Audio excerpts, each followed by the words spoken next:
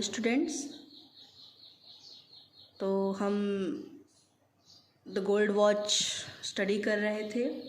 पिछली क्लास में हमने जाना किस तरह से शंकु अपनी आर्थिक तंगी से जूझता है और एक दिन वो विचार करता है कि वो अपने मालिक की सोने की घड़ी चुरा लेगा और इसी सब विचारों को बनाते हुए फिर सोचता है कि उसे कितना अभी वेतन मिलेगा और उसका वो उसे क्या क्या करना है।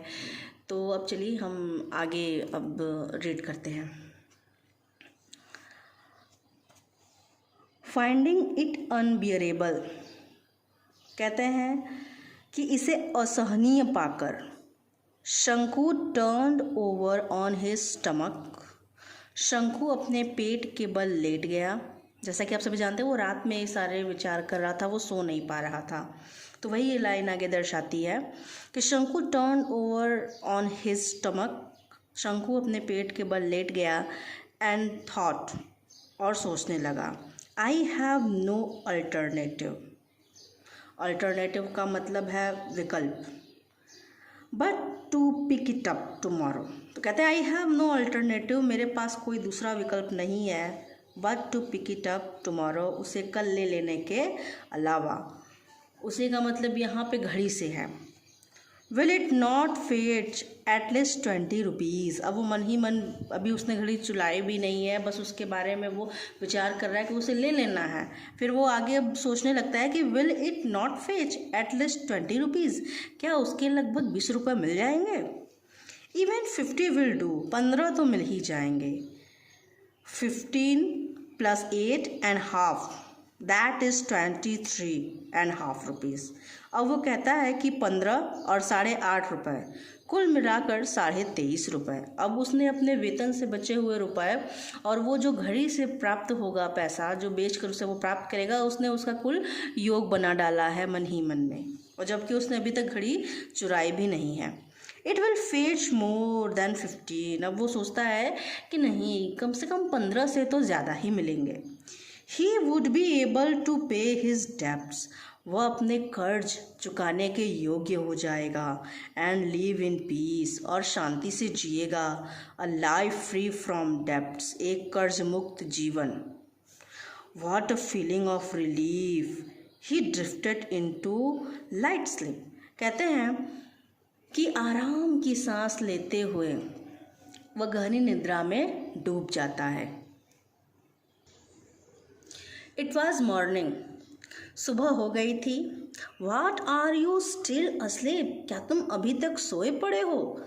शंकुज वाइफ सैड, शंकु के पत्नी ने कहा, जेंटली शेकिंग हिज शोल्डर, उसके कंधे को धीरे से हिलाते हुए। जेंटली का मतलब है आराम से या धीरे से, शेकिंग का मतलब होता है हिलाना।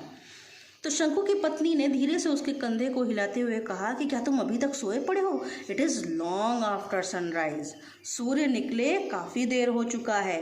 शंकु raised his head at once, Shanku ने एक बार में ही अपना सर उठाया। His wife picked up the younger child, उसकी पत्नी ने छोटे बच्चे को गोद में उठा लिया था। Who was crawling up to her, crawling का मतलब होता है रेंगना, जो रेंगते हुए उसके पास चला रहा था। एंड आस्क्ड शंकु, और शंकु से कहा, don't you have to go to work today, क्या आज तुम्हें काम पर नहीं जाना है। ओह यस, अरे हाँ, ही सैड, उसने कहा। And go out of bed, और बिस्तर से उठ गया। He step down into the courtyard in a hurry. इस लाइन को हम पहले छोड़ देंगे, पहले हम इसके आगे की लाइनें देखेंगे। Watching the golden rays of the morning sun piercing the lush bamboo foliage on the eastern side. तो गोल्डन रेज का मतलब है सुनहरी किरणें, ऑफ द मॉर्निंग, प्रातः काल की। पियर्सिंग का मतलब होता है भेदना। लश बम्बू फॉलाइज का मतलब है बांस के हरे झुरमुट। ईस्टर्न साइड, पूर्वी दिशा से। पाल्म लीफ का मतलब है ताड़ के पत्ते, और थैच का मतलब होता है छप्पर। तो चलिए देखते हैं। Watching the golden rays of the morning sun piercing the lush bamboo foliage on the eastern side, कहते हैं पूर्वी दिशा से आ रहे the golden rays of the morning, प्रातः काल की सुबह की किरणें, पियर्सिंग भेद रही थी। द लश बम्बू फॉलाइज, बांस के हरी झुरमुट को। कहते हैं कि प्रातःकाल की सुनहरी किरणें जो कि पूर्वी दिशा से आ रही थी, बांस के हरे झुरमुट को भेद रही थी। And brightening the old palm leaf thatch, और ताड़ के पत्तों वाले पुराने छप्पड़ को चमका रही थी। इस दृश्य को देखते हुए he step down into the courtyard in a hurry, वह जल्दी जल्दी सीढ़ियों से आंगन में उतरा। आगे देखते हैं। ही वॉश्ड हिज फेस, उसने अपने चेहरे को धोया। एंड हैंड्स, फिर से देख लीजिए। He washed his face and hands, उसने अपने हाथ और मुंह धोए एज यूजुअल, सदैव की भांति। Put on his working clothes, अपने काम पर जाने वाले कपड़े पहने। And was about to leave, और जैसे ही वो निकलने वाला था फॉर हिज फैक्ट्री, अपने कारखाने के लिए। व्हेन हिज वाइफ सैड, उसकी पत्नी ने कहा, लिसन, सुनो, you must buy some ointment for the child, तुम बच्चे के लिए अवश्य ही मलहम लेते आना। ऑइंटमेंट का मतलब होता है मलहम। She threw a commanding look at him, commanding आदेशात्मक, उसने उसके ऊपर आदेशात्मक दृष्टि डाली। किसने? शंकु की पत्नी ने। Shanku felt that each of the sore on the child's festering body was staring at him in a gruesome way. शोर का मतलब है फुंसी, फेस्टरिंग का मतलब है पकना, स्टेयरिंग का मतलब होता है घूरना, ग्रॉसम वे का मतलब है भयानक रूप से।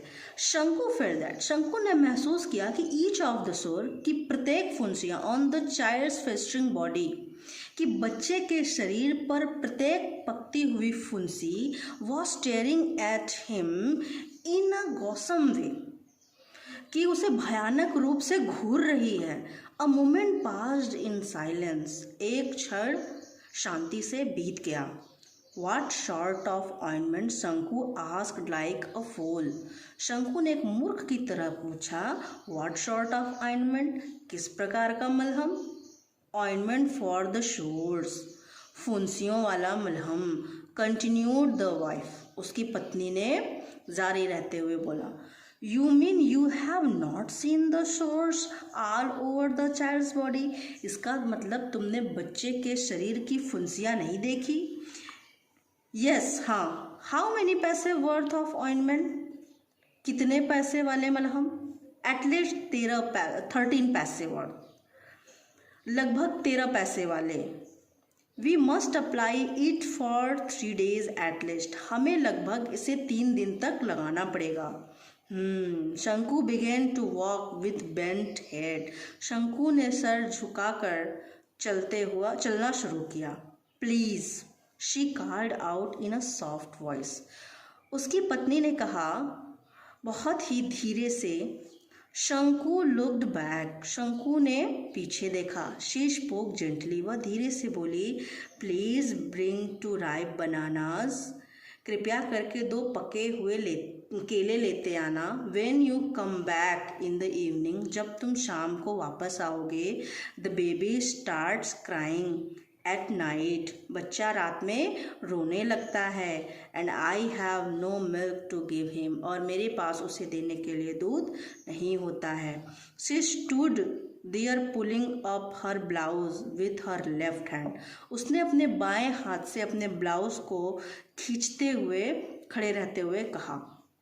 देन शंकु नोटिस्ड हर बेली बल्गिंग आउट, तब शंकु ने ध्यान दिया कि उसका पेट बाहर की तरफ निकल रहा है। Was yet एंदर burden on the way, क्या एक और बोझ चला आ रहा है? शंकु वॉज स्टन, शंकु भौचक्का रह गया। ही कर्स्ड हिमसेल्फ, उसने स्वयं को कोसा। And with a deep sigh, और एक गहरी सांस ली। He resumed his walk to the factory, और कारखाने की तरफ बढ़ चला। लिसन, सुनो, डू नॉट फॉरगेट, भूलना मत।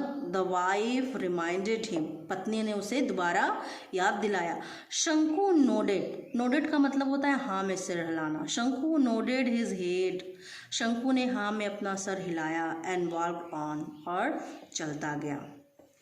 Eight 1 o'clock the bell rang for the interval, लगभग 1 बजे आधी छुट्टी की घंटी बजी। Everyone rushed in haste to homes, hotels और tea shop for lunch. प्रत्येक व्यक्ति जल्दी में घर की तरफ, होटलों की तरफ और चाय की दुकानों की तरफ दोपहर के भोजन के लिए भागा।